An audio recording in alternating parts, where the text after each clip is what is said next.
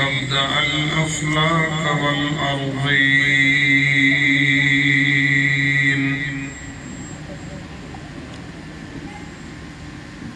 والصلاة والسلام على سيد الأنبياء والمرسلين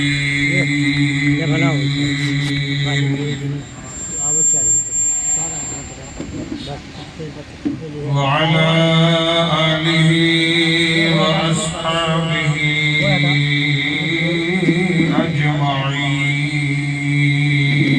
أجمعين أما بعد فأعوذ بالله من الشيطان الرجيم بسم الله الرحمن الرحيم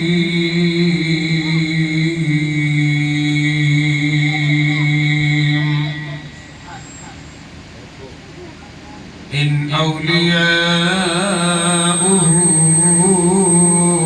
إلا المتقون آمنت بالله صدق الله المولانا العلي العظيم وبلغنا رسوله النبي الأمين الكريم الرؤوف الرحيم ونحن على ذلك لمن الشاهدين والشاكرين والحمد لله رب العالمين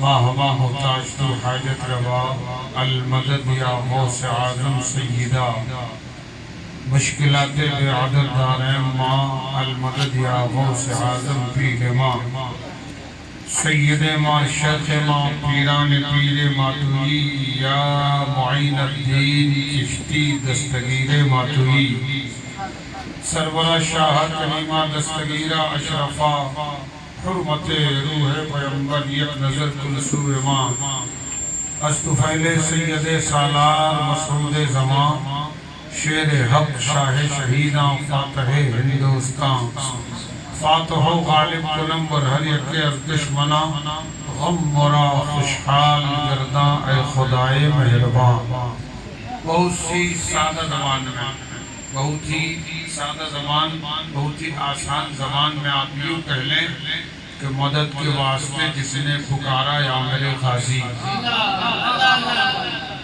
غازی میاں کا فیضان ایسا نہیں ہے کہ ہم صرف قرب بہرائچ میں رہ کر لیتے ہیں اور ہمیں ملتا ہے بلکہ الحمدللہ اس علاقے کا کوئی فرد کہیں ہو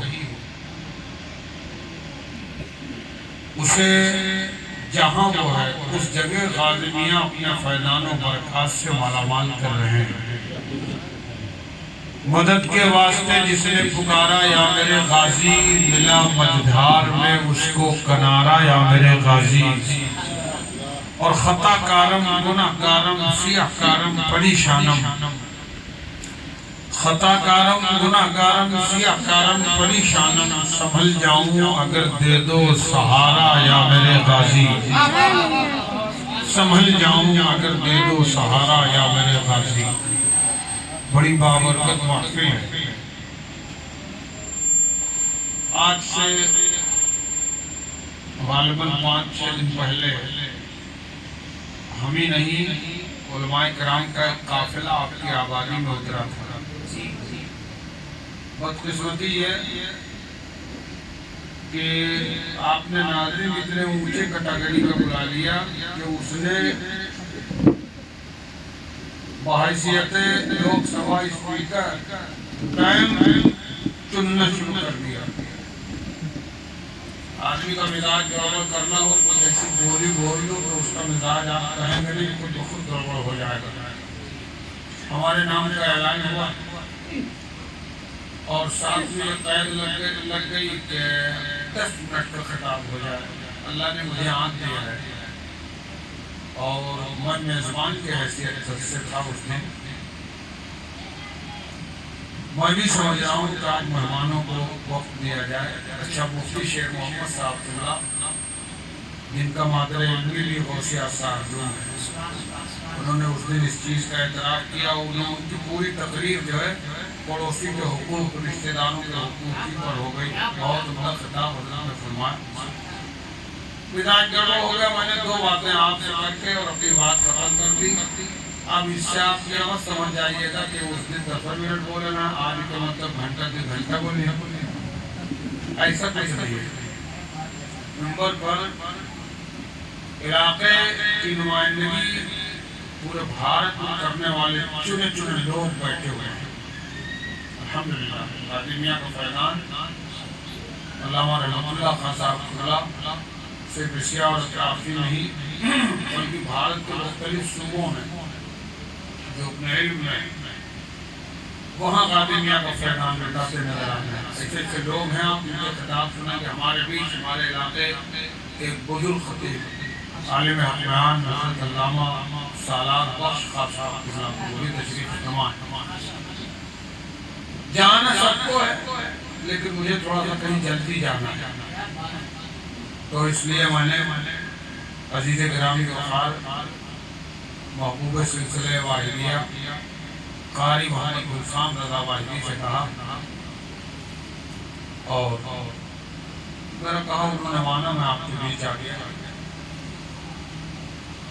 آپ کم ہیں، ہمیں اس کا کوئی گلہ شکوہ نہیں ہے۔ میں تو 10 دن محرم شریف میں بھی رہ کے آپ کو دیکھ چکا ہوں۔ اس بات کے شاہد ریلیشن میں باپ کا درجہ رکھنے والے محترم حاجی وکیل خان صاحب، محترم ملن خان صاحب، حاجی محمد حنیف خان صاحب، ہمارے بڑے بھائی حسین خان صاحب، یہ سارے لوگ ہیں۔ اس کا کوئی گلہ شکوہ نہیں۔ آج میرے بیچ ایک مہمان کے حیثیت سے ہمارے بھائی محترم حاجی عطیہ اللہ خان صاحب، حاجی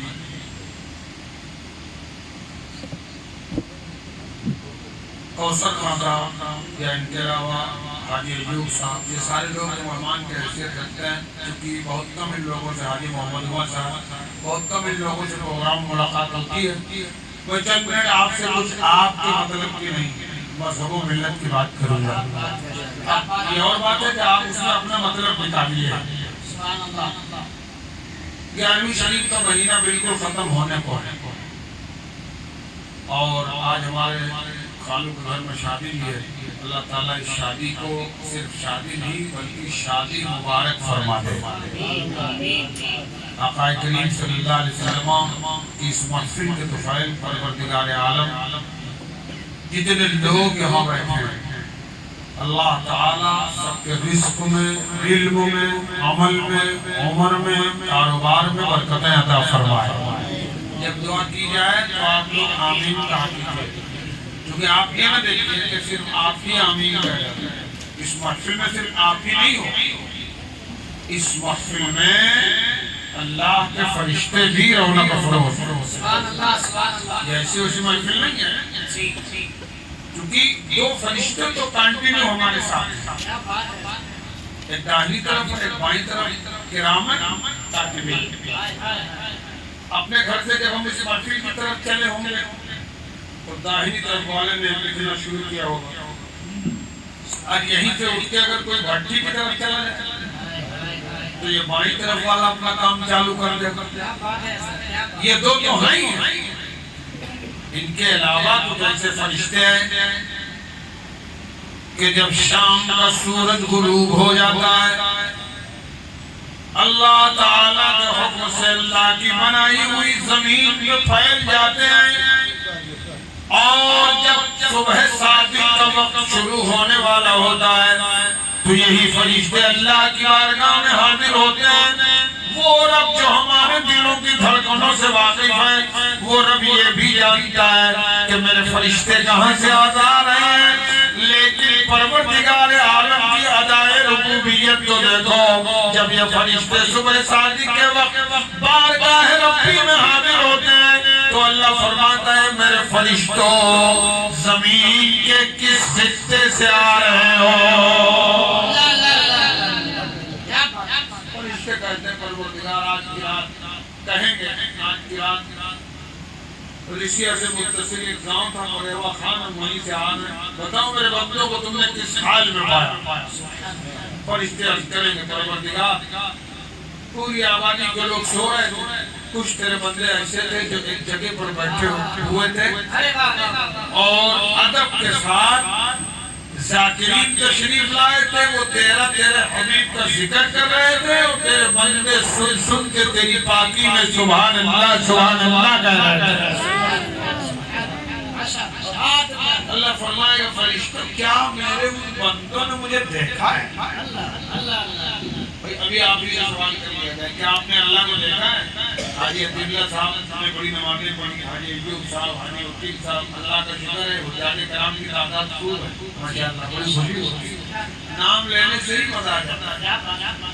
یہ سارے لوگ بڑی نمازیں پڑھتے ہیں، لیکن اگر ان سے ہم پوچھ لیں کہ کیا کبھی خدا کو آپ نے دیکھا ہے تو ان لوگوں کا معاملہ یہی ہوگا کہ سب حضرت علی نہیں ہو جائیں۔ حضرت علی سے کسی نے پوچھا علی بڑی نمازیں پڑھی ہیں آپ نے، کیا کبھی خدا دیکھا؟ تو حضرت علی نے فرمایا کبھی دیکھنے کی بات مت کر، علی جب پہلا سجدہ کرتا ہے تو اس وقت تک سر کو سجدے سے نہیں اٹھاتا جب تک اپنے خدا کا جلوہ نہ دیکھ لے۔ اور حکم مصطفیٰ بھی ہے کہ جب نماز کے لیے کھڑے ہو تو یہ ایمان رکھو کہ میں خدا کو دیکھ لوں، اور اگر ایسا نہیں ہے تو یہ یقین رکھو کہ میرا مولا مجھے دیکھ رہا ہے۔ تو آپ کا سوال یہی ہو، آپ کا جواب یہ ہوگا قائد صاحب ہم نے تمہیں دیکھا، کیا آپ نے کبھی دیکھا؟ نہ جانے کتنے حافظ ہو گئے، قاری ہو گئے، مولانا ہو گئے، نہ جانے کہاں کہاں آپ نے نمازیں پڑھی ہیں، بھارت کے کون کون صوبوں میں، کون کون سی مسجدوں میں، کون کون سے مدرسوں میں، آپ کو تو خدا دکھائی ہوگا۔ تو صاحب میرا جواب یہ ہوگا کہ ایک دیکھنے والے کا کہا مان لیا ہے، ایک دیکھنے والے کا کہا مان لیا ہے،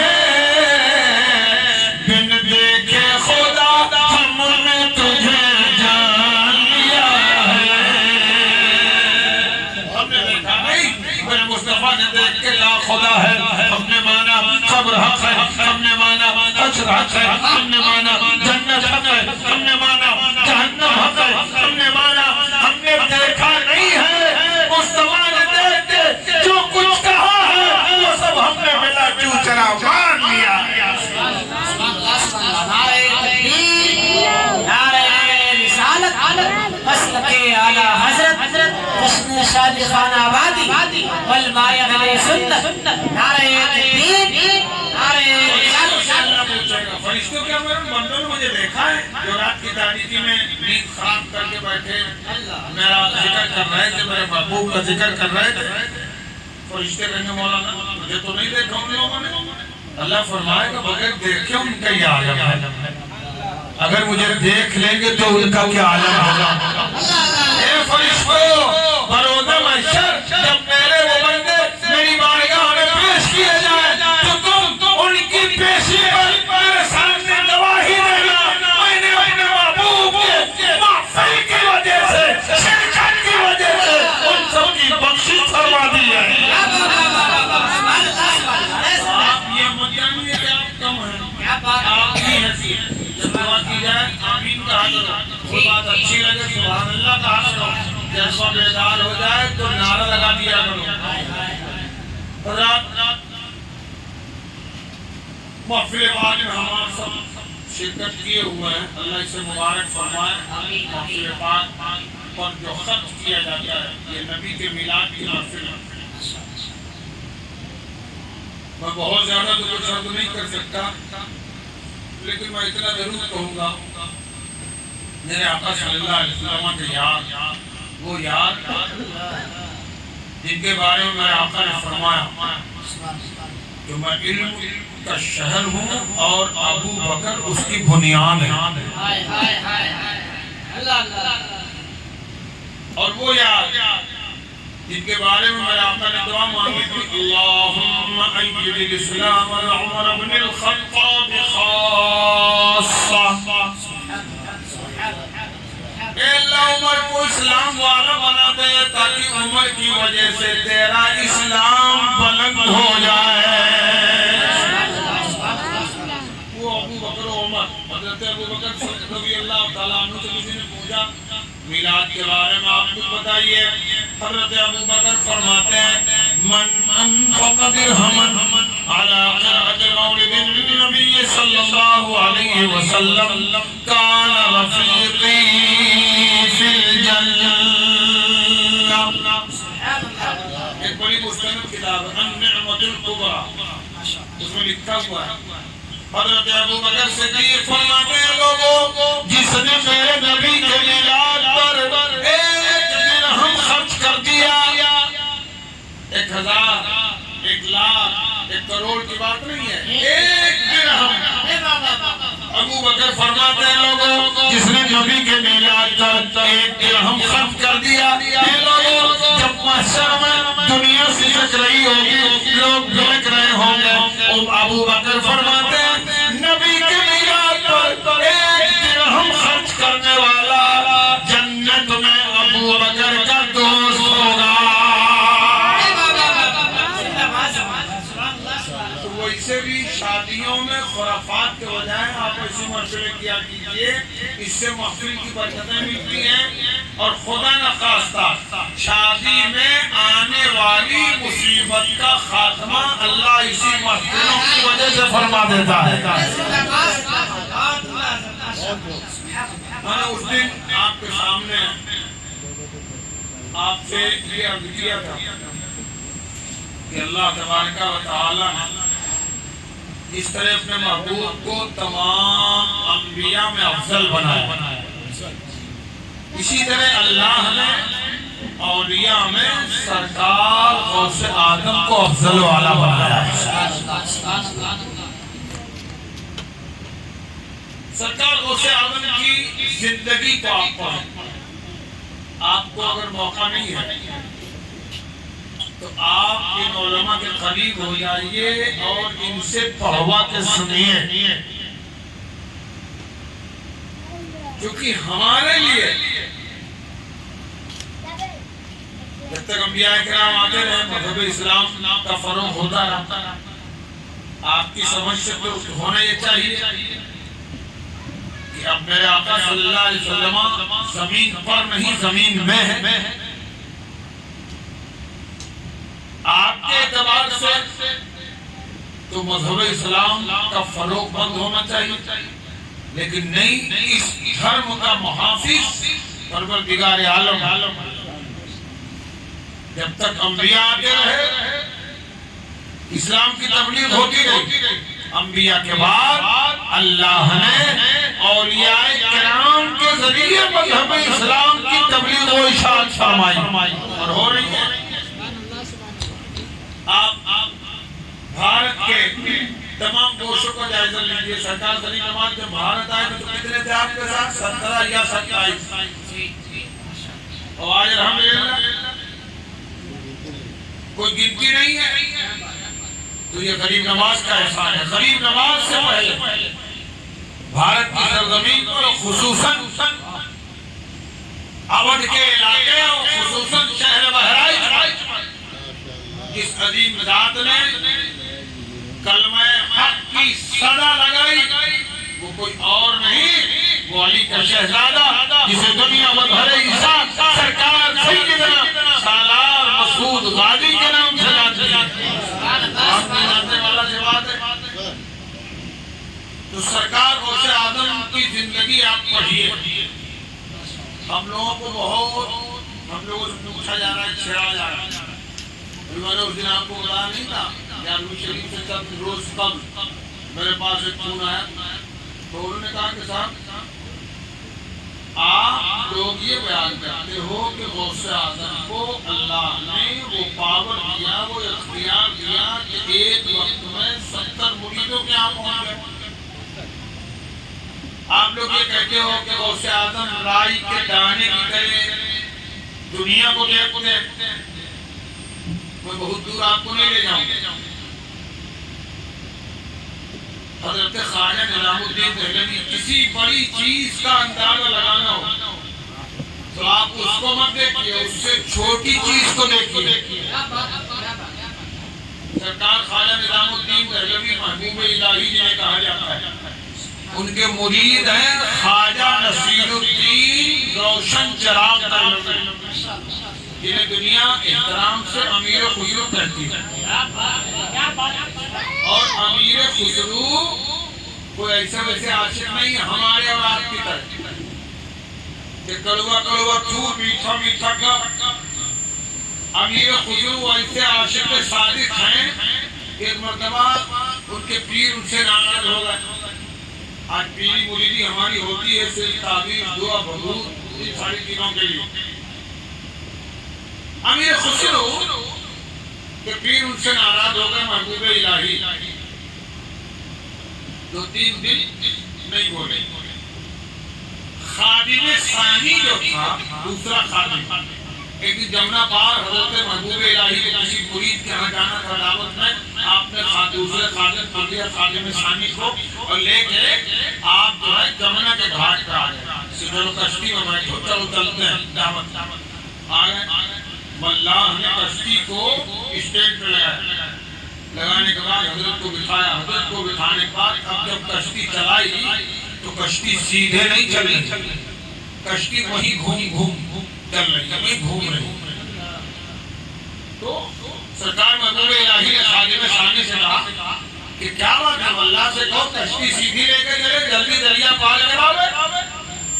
تو اللہ نے جب تک کہا تھا حضور میں تو سیدھی ہی چلانے کی کوشش کر رہا ہوں، یہ اپنے آپ مڑ جا رہی ہے، یہی مڑ مڑ کے چل رہی ہے۔ حضرت محبوب الہی سکتے ہیں، تب تک اللہ نے کہا حضور لگ رہا ہے کہ کوئی عاشق اپنے معشوق کی محبت میں تڑپ رہا ہے۔ حضرت محبوب الہی نے اپنے خادم ثانی سے کہا کہ جاؤ دیکھو ندی کے باندھ کی آڑ و آڑ میں کہیں میرا خسرو تو نہیں ملک رہا ہے، جاؤ دیکھو۔ خادم ثانی آیا اوپر، آنے کے بعد اس نے دیکھا کہ ندی کے باندھ کی آڑ میں خسرو منہ کے بل پڑے اور اپنے رب سے کہہ رہے اے اللہ اگر اسی حال میں میری موت آ گئی تو محشر میں مجھے اندھا کر کے اٹھانا، میرا پیر ناراض ہے۔ آئے خادم ثانی بتایا کہ حضور منہ کے بل پڑے ہیں، مٹی رگڑ رہے ہیں، چہرے پر مل رہے، رو رہے ہیں، جاؤ میرے خسرو کو لے کے آؤ۔ خادم ثانی گیا، لے کے آیا، کشتی میں بٹھایا محبوب الہی نے، اور بٹھانے کے بعد فرمایا چلو۔ اب جب کشتی کو ملاح لے کے چلا تو کشتی ہچکولے کھاتے ہوئے چلی۔ حضرت امیر خسرو سے سرکار محبوب الہی کہتے ہیں کہ خسرو اب تک تم اس میں نہیں چل رہی، وہی گھوم گھما کے چل رہی تھی، اب تم آ گئے ہو تو ہچکولے کھاتے ہوئی چل رہی ہے، وجہ کیا ہے؟ کہا میرے دادا آپ مجھ سے راضی ہیں، آپ خوش ہو تم سے؟ کہا حضور معاملہ یہ ہے کشتی کا کوئی قصور نہیں، معاملہ یہ ہے دراصل یہ پانی جو ہے یہ آپ کے طلبوں کو چومنے کے لیے بے چین ہے، اس لیے اس کے اندر اس کی لہریں تیز ہیں۔ سرکار کشتی سے باہر پار کر دیجئے، پانی سے مس کر دیجئے، ابھی یہ کشتی صحیح چلنے لگے گی، پانی شانت ہو جائے گا۔ حضرت محبوب الہی نے اپنے قدموں کو کشتی سے باہر کیا اور پانی سے تیز کر دیا، جیسے مس کیا پانی شانت، کشتی سیدھی چلنے لگی۔ آپ امیر خسرو کے سامنے ان کے پیر ہیں اور امیر خسرو یہ منظر دیکھ کے کہتے ہیں خسرو دریا پریم کا واقعی الٹی دھار، جو ابھرا سو ڈوب گیا، جو ڈوبا سو پار۔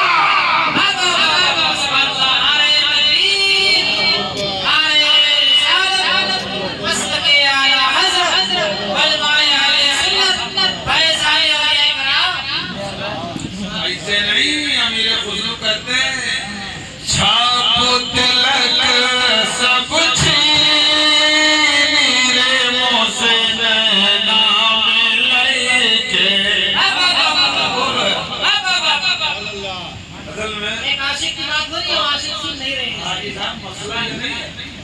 مسئلہ یہ ہے کہ تقریر ہو رہی تھی، سارے لوگ سن رہے تھے. جب 11 بجے تب ایک آدمی کا ہوش آؤ، اس نے اپنی بیوی سے کہا کہ اگر تم کہو تو ہم چلے جائیں، ہم بھی تقریر سناؤ. کہا وہ کیسے؟ کہا وہ ایسے کہ کوئی عالم ہے بہت اچھی تقریر کر رہا ہے. ارے یار جو تقریر کرے گا وہ اچھی کرے گا، یہ تو پھر تقریر نہیں پھر تکرار. تقریر اگر ہوگی تو اچھی ہوگی. تو کہیں بہت بڑھیا تقریر ہو رہی ہے، اگر تم کہو تو ہم چلے جائیں. تو بیوی نے کہا کہ ہاں بیویاں بھی کئی طریقے کی ہوتی ہیں. بہت بیویاں ایسی ہیں میری اچھی بہنیں جو خود جنت میں جائیں گی انشاءاللہ اپنے شوہروں کو لے کے جائیں گے. اور کچھ تو ایسی ہیں کہ ہم تو ڈوبے ہیں صنم تم کو بھی لے ڈوبائیں گے. وہ خود جہنمی ہوں گی اور اپنے ساتھ اپنے شوہروں کو جہنم کا ایندھن بنائیں. تو وہ عورت ایسی رہی، ایک مرتبہ کہیں، 2 مرتبہ، 3 مرتبہ. تو میں دھارو گسائی کے ساتھ تو بہت بڑے مولانا ہو، تم اگر نہ جیو تو ہمیں تقریر نہ ہوئی پائی، جاؤ. اب ادارہ بھی سے پڑا کے رہ گیا. بہرحال لاش سنا کئی مرتبہ جب اس نے کہا تو بیوی نے کہا کہ جاؤ. ایک شرط ہوتی ہے، کا شرط یہ ہے کہ جو تم سنو گے وہ یاد کر کے آتے ہمیں سناؤ گے.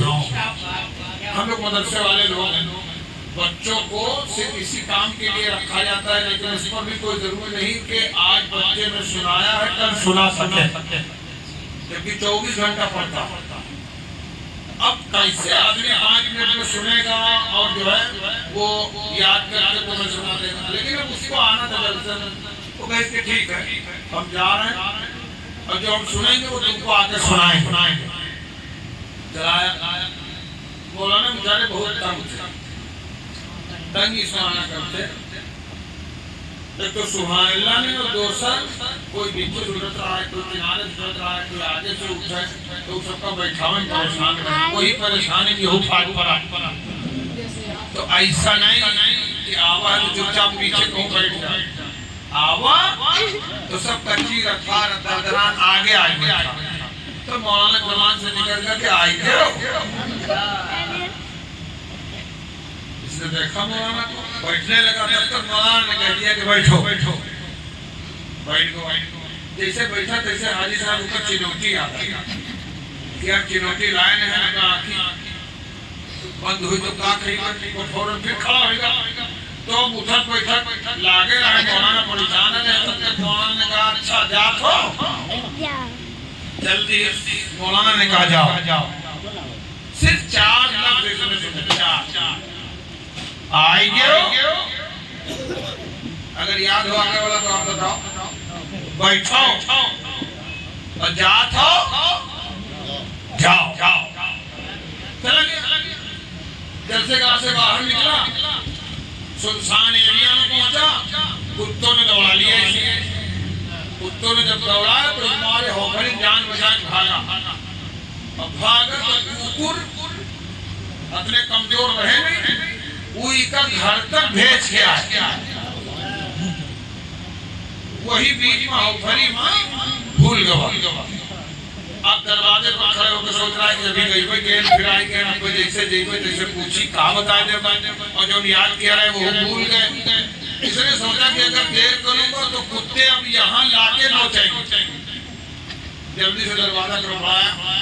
اندر سے محترمہ آئی، دروازہ کھولا انہوں نے اور جیسے دیکھی جیسے کہیں آئی گئے ہو، مطلب گئی ہوئی کیے ہو، آئی گئے ہو. تب تک یاد آئی کہ ہاں بس یہی.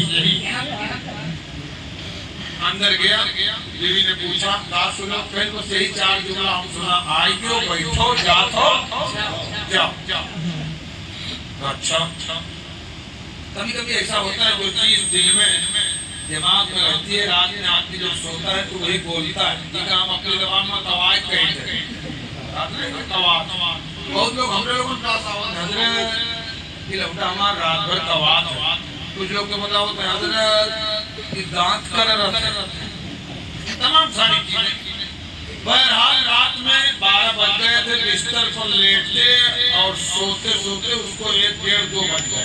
جیسے 2 بجے بس رکے گھر میں چور کود پڑی.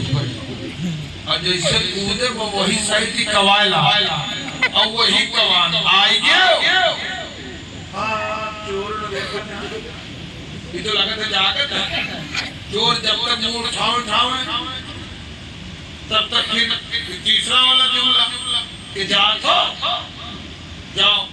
چوروں نے کہا کہ یار ایسا نہیں چلتے نہیں رہا اس پہچانتا ہو تبھی تو کہیں آئی کیوں تب بیٹھو بتائی سے اب جب اٹھتے جائے لگے تو بات جاؤ چور چلے گئے دوسرے گھر میں جا کے چوروں نے چوری کر دی جب صبح ہوئی اور 9 بجے سو جو اٹھا باہر آیا جب اس نے سنا فلاں گھر میں چوری ہو گئی تو اپنے پڑوسی کو پاس گیا کہا بڑا برا ہو گیا تو پڑوسی کہی برا اس کا ہوا لیکن تمہارا اچھا ہو گیا اس نے کہا وہ کیوں کام رات میں جب کے سب دیکھ رہے چور ترنت گھر میں پہلے کودے رہا اور جیسے کودے بس تم پتہ نہیں کہا کبائل آگے وضو بیچارے چلے گئے تب اسے دھیان آیا اس کی بیوی نے کہا ہاں کچھ تھم کی آواز آئی تھی اور اسی وقت بولنے لگے تھے آئی گئے ہو بیٹھو جاؤ اب اس کے ذہن میں بات آ اور پھر یہ بیٹھے رونے لگا پڑوسی نے پوچھا کیوں رو رہے ہو ارے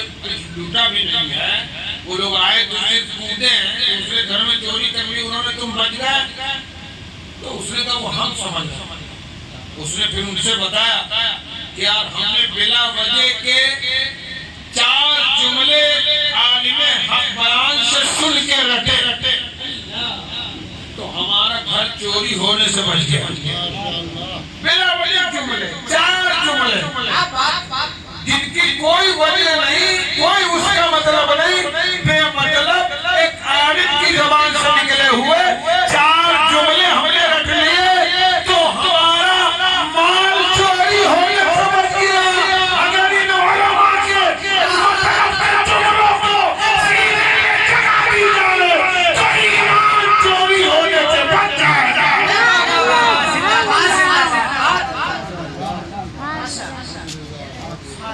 حالات بہت نازک ہیں میں بات کر رہا تھا حضرت امیر خسرو کی کسی بھی بڑی چیز کا اندازہ لگانا ہو تو چھوٹی چیزوں کو دیکھیے آج طرح کے اعتراضات ہیں غوث اعظم کو انہوں نے کیا سمجھ لیا کیا مان لیا 70 مریدوں کے جانا دنیا کو رائی کی طرح دیکھنا طرح کی باتیں لڑکی کو لڑکا بنانا غوث اعظم رضی اللہ تعالیٰ عنہ کو بے شک میرے رب نے اختیار کل عطا فرمایا ایسے نہیں وقت کے امام کہتے ہیں اے رضا یوں نہ بلا تو نہیں چاہیے تو نہ ہو سید ہر طرح ہے مولا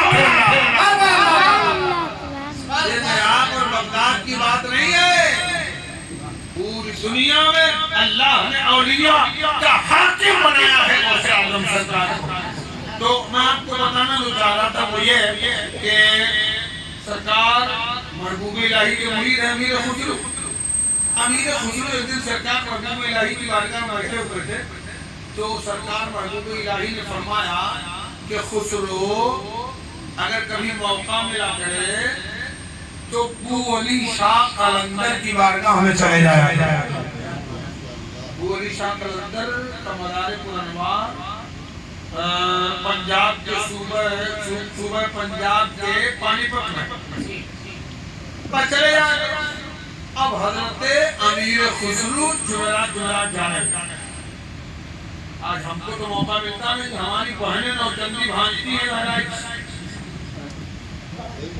ہم کو تو فرصت ملتی نہیں ہے جبکہ پتا ہے تمہیں پتا ہے آپ کو 16,000 پنڈتوں نے الہ آباد کی سرزمین پر جب مخدوم کچوچا کے ہاتھ پر بیعت توبہ کی اسلام قبول کیا تو کہا حضور کوئی وظیفہ بتا دیجئے کہا وظیفہ یہ ہے کہ اگر کبھی تقدیر ساتھ دے تو بہرائے غازی میاں کی بارگاہ میں حاضری دے دیا کرو یہ کون کہہ رہا ہے مخدوم کچوچا کہہ رہا ہے کہا تقدیر ساتھ دے تو غازی میاں کی بارگاہ میں حاضری دے دیا کرو کہا کہ اچھا ایک مرید بڑا جھنجھٹی تھا وہ کھڑا ہو گیا کہا حضور آپ نے غریب نواز کے بارے میں نہیں کہا اور جو ہے دلی محبوب الہی کے بارے میں نہیں کہا آپ نے مختص کیوں کیا غازی میاں کی بارگاہ میں تو کہا سنو میں نے خود حاضری دی ہے اور میں نے اپنے نگاہوں سے دیکھا کہ سید سالار کے آستانے فلک پر 24 گھنٹے میں 72 مرتبہ حضرت خضر کو آتے ہوئے دیکھا ہے. تو غازی میاں کا وہ آستانہ ہم کو آپ کو فرصت ہوتی نہیں ہے. ہماری بہنیں کونوں تو ایسے مل جاتے ہیں. کبھی جاؤ دیکھو. پہلے ہم نے خود دیکھا ہے, ہم نے بچپن ہمارا یہی گزرا ہے. ایسا نہیں کہ ہم کہیں دوسری جگہ رہنے والے ہیں. ہم اپنے علاقے کے ماحول سے بالکل مکمل طور سے واقف ہیں. پہلے بچپن میں ہم دیکھتے تھے کہ اگر کوئی مرد آ رہا ہوتا تھا تو عورتیں اگر جا رہی ہوتی تھی تو ایک کنارے پیٹھ ان کی طرف کر کے منہ دوسری طرف کر کے کھڑی ہو جاتی تھی. جب مرد گزر جاتا تب عورتیں جاتی تھی. ہم لوگ کبھی کبھار جمعرات کو یہ ہوتا ہے کہ اصل میں بات وہی طرح کے فاتحہ پڑھیں. کبھی کبھار تو ایسا ہوتا ہے کہ اگر خود نہ سیٹ ہو تو یہ مار دیں گی دھکا, گر جائیں گے. جبکہ عورت کو مزار پہ جانے کا کوئی حق نہیں ہے. یہ میں نہیں, وقت کے امام نے کہا مزارات پہ عورتوں کا جانا سخت منع ہے, انہیں نہیں جانے چاہیے. لیکن یہ نوجوان جھانکتی ہم آپ جاتے نہیں. وہ علی شاہ قلندر کے دربار کے بارے میں حضرت محبوب الہی نے اپنے مدیر امیر خضر سے کہا کہ وقت ملا کرے چلے جائے. اور امیر خضر جمعرات وغیرہ 2 جمعرات 3 جمعرات اچھا لگنے لگا, تب ہر جمعرات جانے لگا. ایک دن امیر خسرو سے ابو علی شاہ قلندر نے فرمایا, خسرو تم کس کے مرید ہو؟ کہا حضور میں محبوب الہی کا مرید ہوں. اچھا محبوب الہی کے مرید ہوں؟ ہاں. لیکن یار خسرو, آقا کریم صلی اللہ علیہ وسلم کی ایک خصوصی محفل ہوتی ہے, میرے آقا اس میں جلوہ فکر ہو گئے. میں نے اس محفل میں کبھی تمہارے پیر محبوب الہی کو نہیں دیکھا. اعتراض کرنے والوں, غوث اعظم کے مقام و منصب کا اندازہ بعد میں لگانا. ان کے بھی سلطان غوث اعظم ہے جن کی بات میں کرنا. میرے امام کہتے ہیں جو ولی قبل تھے یا بعد ہوئے یا ہوں گے, سب ادب رکھتے ہیں دل میں میرے آقا تیرا. غوث اعظم کی شان بابرکات. کہا میں نے تمہارے پیر کو کبھی سرکار کی محفل میں نہیں دیکھا. اب امیر خسرو دلی آئے لیکن بجھے سے رہنے لگے. محبوب الہی نے دیکھا, کہا خسرو کیا بات ہے, تم اس وقت بہت بجھے سے رہ رہے ہو, مطلب کیا ہے؟ کہا حضور مطلب کچھ نہیں, آج ابو علی شاہ قلندر نے مجھ سے ایک ایسی بات کہی کہ مجھے بڑا دکھ ہے. کہا کون سی بات؟ کہا انہوں نے مجھ سے پوچھا کس کے مرید ہو, میں نے آپ کو بتایا کہ میں محبوب الہی کا مرید ہوں. تو انہوں نے کہا وہ سب ٹھیک ہے لیکن سرکار کی خصوصی محفل میں جہاں سب اولیاء, اقطاب, اوتاد, اغواث, ابدال سب رہتے ہیں, میں نے کبھی تمہارے پیر کو وہاں نہیں دیکھا.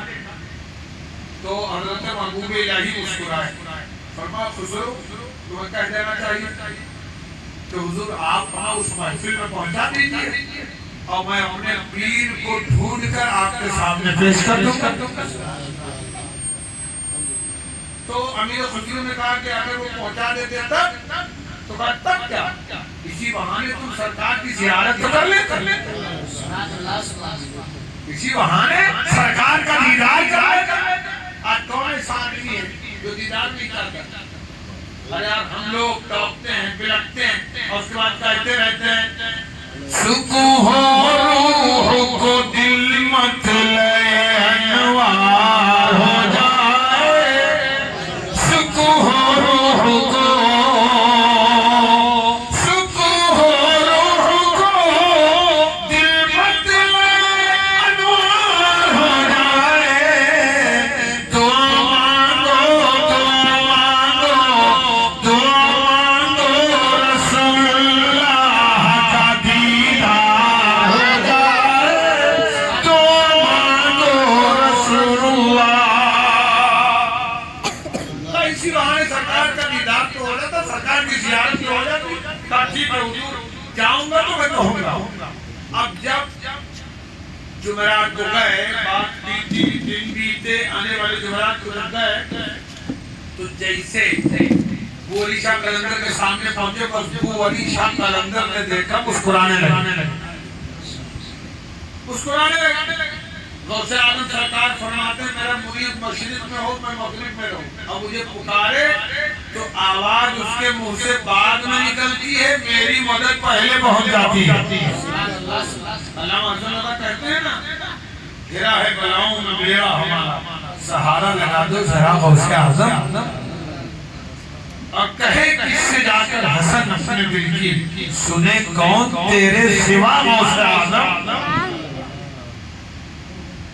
پہنچ گئے سامنے، دیکھ کے مسکرائے، جیسے مسکرائے فوراً امیر خسرو نے کہا حضور آپ نے اگلی نشست میں کہا تھا کہ سرکار کی محفل ہوتی ہے خصوصی محفل، اس میں ہم نے کبھی تمہارے پیر کو نہیں دیکھا، میرے دادا آپ کرم کیجئے مجھے اس محفل میں پہنچا دیجئے اور میں اپنے پیر کو ڈھونڈ کے آپ کو دکھا دوں گا۔ تو مسکرائے اس لیے تھے وہ علی شاہ قلندر کے آج خود پڑھ کے نہیں پڑھوا کے آ رہا ہے، آج ایسے نہیں آ رہا، آج پڑھا کے آ رہا ہے۔ اچھا جانا چاہتے ہو کہاں؟ آگے بڑھا کے پڑھا ہے، اپنا ہاتھ اٹھا اس کے سر پہ رکھا، اس کے خسرو سر پہ رکھا، جیسے سر پہ رکھا خسرو کے سامنے سے دنیا کا پردہ ہٹا، خسرو پہنچ گئے، کیا دیکھ رہے ہیں کہ عالی شان جگہ ہے اور سرکار کی محفل سجی ہوئی ہے، حضرت ابوبکر ہیں، عمر ہیں، عثمان ہیں، علی ہیں، جملہ صحابہ ہیں، اولیاء کاملین ہیں، اغواث ہیں، اقطاب ہیں، ابدال ہیں، سب کے سب اس محفل میں رونق افروز ہے۔ اب امیر خسرو جب اس محفل میں پہنچے تو پہنچنے کے بعد دیکھنے لگے ادھر ادھر، تب تک امیر خسرو کی نظروں کے سامنے آمنہ کے لال کا جلوہ آ گیا۔ امیر خسرو نے دیکھا سرکار تشریف لایا، تشریف لانے کے بعد میرا آقا نے کہا خسرو کیا ڈھونڈ رہے؟ کہے کائنات کے راجا میں اپنے پیر کو تلاش کر رہا ہوں، محبوب الہی۔ کافی دیر تک ڈھونڈا، میرے آقا نے فرمایا کیا ہوا؟ کہے میرے آقا میرے پیر یہاں نظر نہیں آ رہے۔ تب میرے آقا نے فرمایا خسرو اس کے اوپر بھی ایک محفل ہے، جب چلے جاؤ وہاں دیکھو، ہو سکتا ہے وہاں تمہارے پیر ہوں۔ اب خسرو اس محفل میں گئے، خوب ڈھونڈا نہیں پایا، پھر میرا آقا وہاں جلوہ ہوا، پوچھا کیا ہوا خسرو؟ کہا میرا آقا یہاں بھی میرے پیر نہیں مل رہے۔ اچھا اس کے اوپر ایک محفل ہے وہاں چلے جاؤ، اس پر گئے ڈھونڈا اس پر بھی نہیں ملے، تیسری محفل کے بعد چوتھی، پانچویں، چھٹی، ساتویں، اب ساتویں محفل میں ڈھونڈنے کے بعد جب خسرو کو ان کے پیر نہیں ملے تو خسرو نے رونا شروع کر دیا، رونے لگے۔ آج پیر کسی لائق کا نہیں ہوتا ہے تب وہ مرید اچھلا پھرتا ہے، بلا وجہ کوئی مطلب کا نہیں، جھوٹا پیر، لوٹا پیر، ڈنڈا پیر، چھوٹا پیر، لاٹھی پیر۔ اور اس کے بعد اگر مرید سے پوچھو تو مرید یہی کہتا ہے کہ میری دنیا میرا عقبہ ہے سجانے والا، میری دنیا میرا عقبہ ہے سجانے والا، ہے میرا پیر محمد کے گھرانے والا، کوئی اکھر کا نہیں۔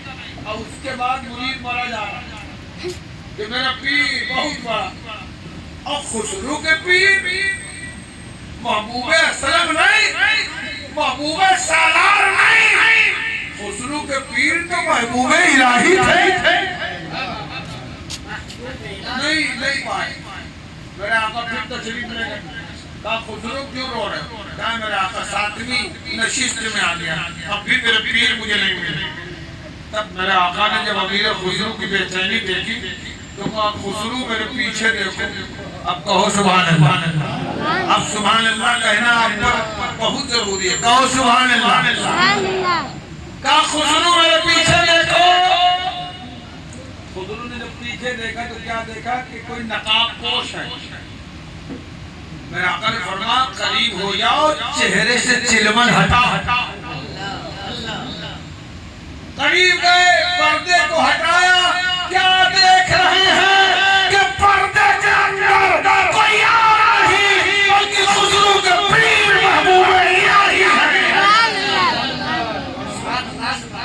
جیسے اتنا ہوا, ابو علی شاہ قلندر نے ہاتھ اٹھا لیا.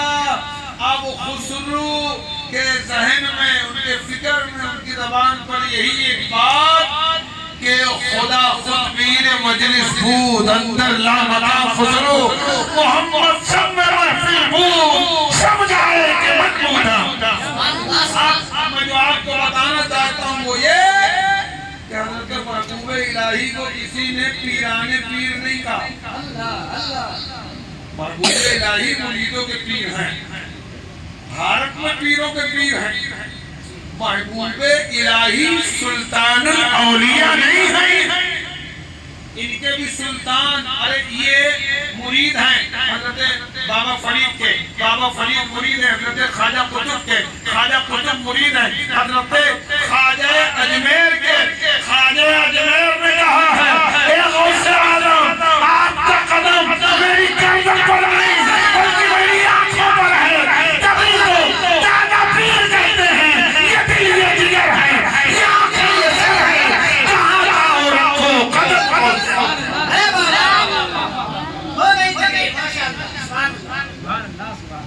آپ بیکل صاحب کا شعر پڑھ لیجئے اور بات مکمل طور سے آپ سمجھ لیجئے.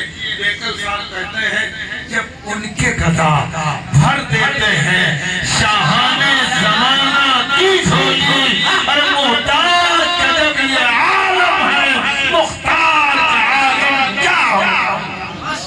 اے سنیو, ایک بات یہ بتا کے جا رہا ہوں کہ جب پیر کا یہ عالم ہے تو پیران پیر کا عالم کیا ہوگا. ان کو تو اللہ نے اتنے اختیارات دیے ہیں, تصرفات دیے ہیں کہ سرکار غوث پاک رضی اللہ تعالیٰ عنہ خود فرماتے ہیں انا الجلیو محی الدین لقبی واعلامی علی رأس الجوال. میری بلندیوں کے جھنڈے زمین پر نہیں, اللہ نے پہاڑوں اور آسمانوں پر لگا دیا ہے.